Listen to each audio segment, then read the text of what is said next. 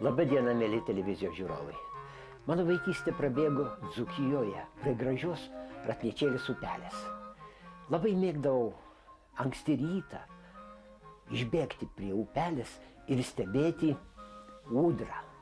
Ūdra gyveno po seno alksnio šaknimis. Ten buvo jos urvas. Labai dažnai rasdavo ūdrą išėjusią ant upelio seklumos ir tenai išsinešusi į žuvytę valgydavo.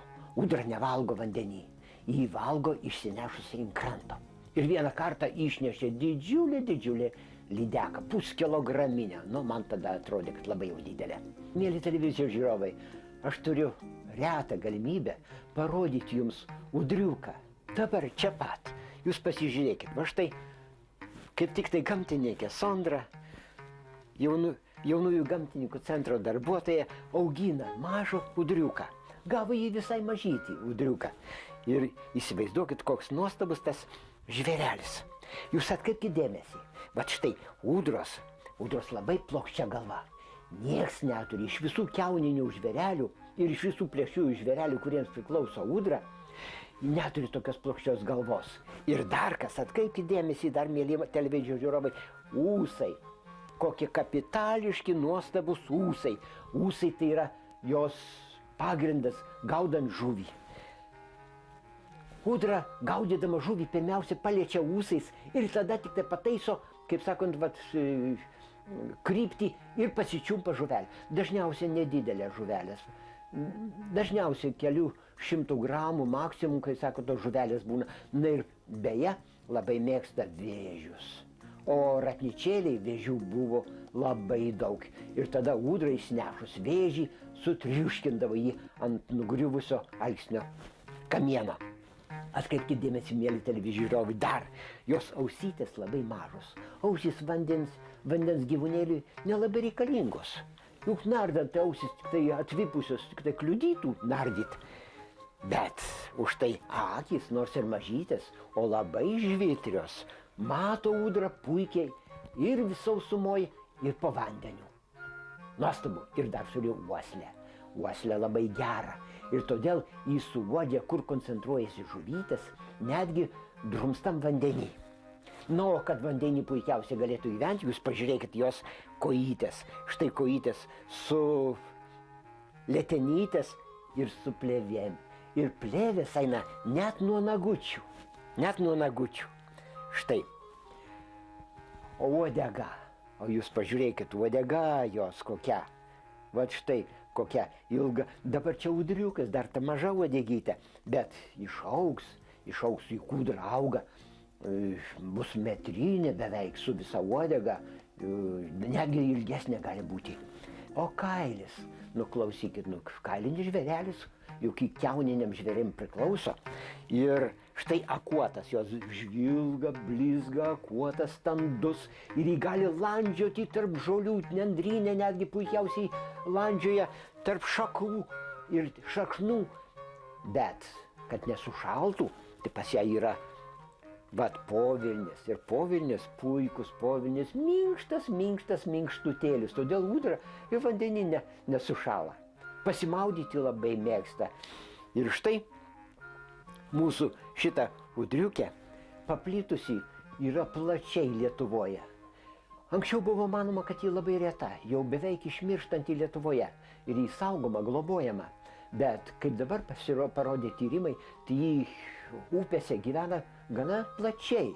Ir man teko matyti ją netgi Vilniuje, Žirmūnuose, netoli laivų prieplaukos.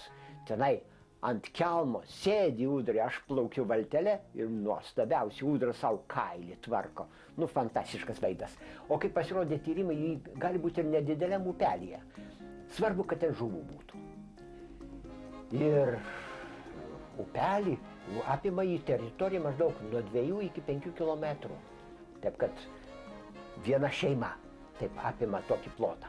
Ūdros gyvena, kaipgi gyvena? Patinai gyvena skirium, o patelė augina jauniklius. Ir augina jauniklius labai ilgai. Kągi, belieka nebent pridurti tai, kad ūdros paplitusios plačiai plačiai ir Europoje, ir Azijoje. Jų nėra dykumose, tai natūralu, jų nėra stepiniuose rajonuose, kadangi ten medžių nėra, o jai reikalingas slėptuvės reikalingos. Ir taigo, ir netgi iki tolimųjų rytų, netgi vos ne iki čiukčių. Na, aišku, tundrai taip pat jų nebus. Taip, kad, mėly televizijos žiūrovai, ūdra nuostabus, puikus žvėrelis, o aš dabar norėčiau paklausti Sondros apie jos gyvenimą būtent Sondros namuose. Šitas ūdriukės vardas Edalė. Pagal Giveno Maksvelio knygą Tyro vandens ratas, ten jis irgi aprašo apie ūdras. O šiaip ūdra pas mane gyvena jau 3 mėnesį. Kai buvo mažytė, tai be žuvies jinai dar aš ją žindydavau vaikų pieneliu. Naktį kas 2 valandas keldavausi, mane keldavo ir šaukdavo. Tai yra žuvėda, kaip aš ją vadinu, nes grinai tik tai žuvėda. Ir dabar jinai suėda į parą 700-800 gramų. Kai suauga, tai būna kilogramas ir truputį daugiau. Labiausiai, aišku, mėgsta žuvį. Paprastai maitinu 2 kartus, ryte ir vakare. Ir vakare, kadangi maistą duodu į narvą, tai jinai jau laukia prie narvo durų. Nors šiaip narvo labai nemėgsta ir nakvoja tik naktį narve. Bet jau kai ateina šėrimo metas, jinai pati prašosi į narvą, nežino, kad bus skani vakarienė. Be galo žaisminga, mėgsta kamuoliukus, stumdo, laksto, nešioja, kaip ateina, be galo prieraiši. Labai nori bendrauti, prieina ir prašosi, ir ant rankų paimama, ir mėgsta, kad kaip vaiką paliuliuotum, aišku, mėgsta maudytis. Dar kitas dalykas, ūdras, kas išskiria, jo žymi savo teritoriją. Ir kambarį jinai turi teritoriją, savo kampą, dėja, negaliu įpratinti, kad darytų į smėliuką, bet jinai, reiškia, daro ir žymi, reiškia, savo kamputį. Taip yra labai tvarkinga. Na, o vandenį mėgsta? Vandenį mėgsta. Pas mus tradicinės procedūros ryte pusvalandis ir vakare pusvalandis. Tai jinai vonioje pas mane maudosi, gaudo ten visokius žaisliukus, nardo ir visokius kitos pokštus krečia. Mėly televizijos žiūrovai, ūdros nepaprastai protingi žvėreliai ir labai žaismingi. Nu, kad protingi, tai natūralu, kadangi plėšus žvėrelis. Bet ūdros mėgsta žaisti. Ir todėl nieko nuostabaus, kad man teko matyti žaidžiančias ūdras. Ir, kas įdomiausia, ūdros mėgsta žaisti žiemą, slidinėti nuo kranto. Užlipa ant aukšto kranto ir paskui pasileidžia žemyn. Sakykit, Sondra, o pas jūs, kaip sakant, mėgsta žaisti? Mėgsta, jinai nusimeta kasetę, reiškės, ir stumia nuo vieno kambario iki kito. Ir taip pat su smakru ir stumdo, tarsi ledo ritulį žaistų. Nu, su jumis kaip žaidžia? Su manim žaidžia visaip. Ir pirštą apsikabina, ir kybina, ir kabinasi už, reiškia, lipa koja, kaip kokia beždžioniukė, ir ant kelių užšoksta, ir į pažastį lenda. Nu, žodžiu, visokius tokius žaidimus. Aš jai esu mama, atstoju, tai jinai su manimi elgiasi kaip su mama. Ir garsus skleidžia, kai įsigąsta, vieną garsą išleidžia, kai nori, kad ant rankų kitą garsą, kai valgyt nori, prašo trečiaip. Žodžiu, tai jau savotiška mes turim bendravimo kalbą. Ūdriukas paprastai su mama gyvena apie metus laiko. Taip kad, ko gero, metus laiko jinai žais su jumis taip kaip su savo mama. Bet sakykit, vandenį, ar jį mėgsta žaisti vandenį, su kokiais žaisliukais? Nebandėt? Mėgsta žaisti vandenį, jinai ten turi tokį žaisliuką, tai jinai jį kandžioja, tampo apsiverčiant nugaros, pasiema lėtenėlėm, apsikabina, man neša, kaip šuniukas atneša, aš einu metu, jinai man atneša, nu, va, tokius įvairius gudrius žaidimus. Labai mėgsta ištraukti kamštį iš vonios ir stebėti, kaip sukasi vandens srovė. O sakykite, gyvos žuvelės nebandėt įleisti į vonę?